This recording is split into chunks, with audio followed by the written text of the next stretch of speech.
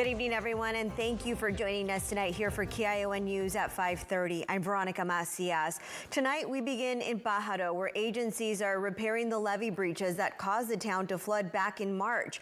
People living in Pajaro worry water may return to their homes in the event of another heavy rain season. Officials say they can't guarantee that won't happen.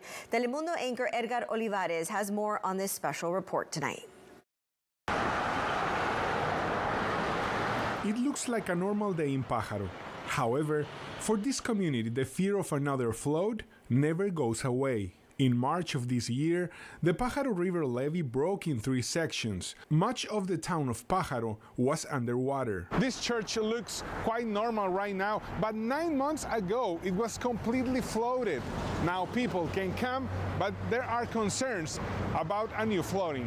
Tuvimos que salir, nos dejamos todo. We had to leave. We left everything. When we came back after 3 or 4 days, we went outside because they wouldn't let us pass, because everything was already flooded. We lost our bed, furniture, everything. Silvestre Vargas has lived in Pajaro for 10 years. He works in a local tortilla factory and remembers the night of March 11, when he had to leave his house in the middle of the flood.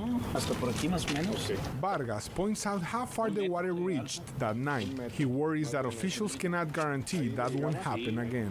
This is a river that brings in water from Santa Clara County, San Benito, Santa Cruz, and Monterey. 4 counties.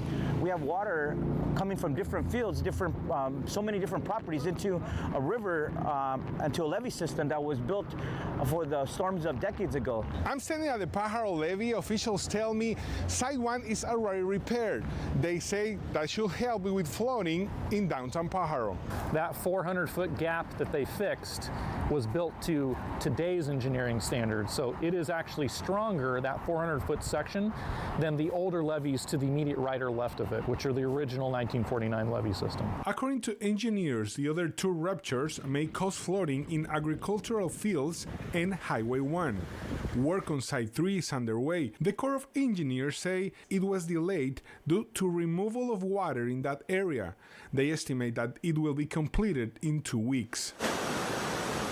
The Army Corps says Site 2, located near Highway 1, will be repaired in January if the weather allows. We do not expect to have any construction for Sites 1, 2, and 3 ongoing into the summer. That is not the plan. That's not our goal. Even with repairs underway, the risk remains. There does continue to be risk, and we're all very conscious of that. And we don't want to pretend that there isn't risk associated with these repair sites right now, because that would be an insincere, disingenuous approach. The Pajaro River levee was built in 1949, but reached its useful life decades ago.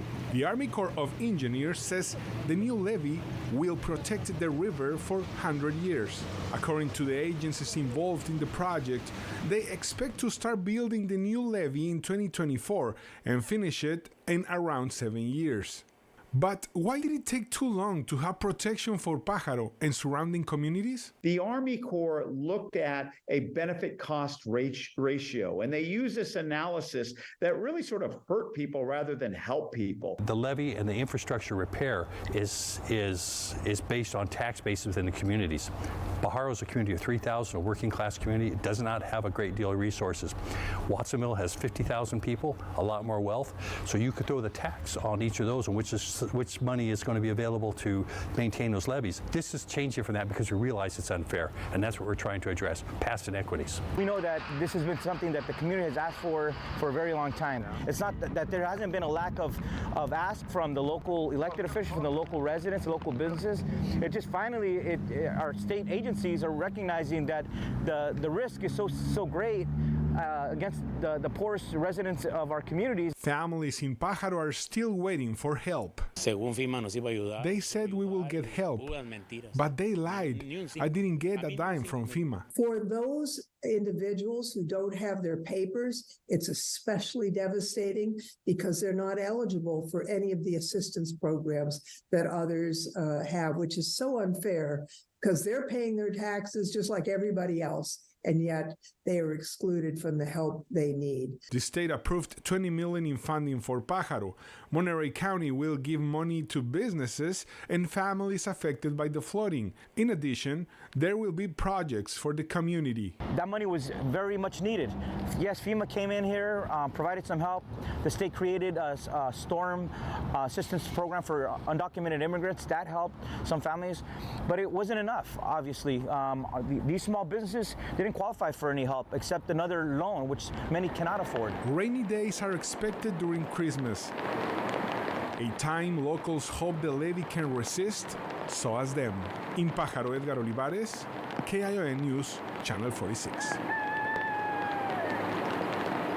We're all hoping for the best. They're part of our community here on the Central Coast.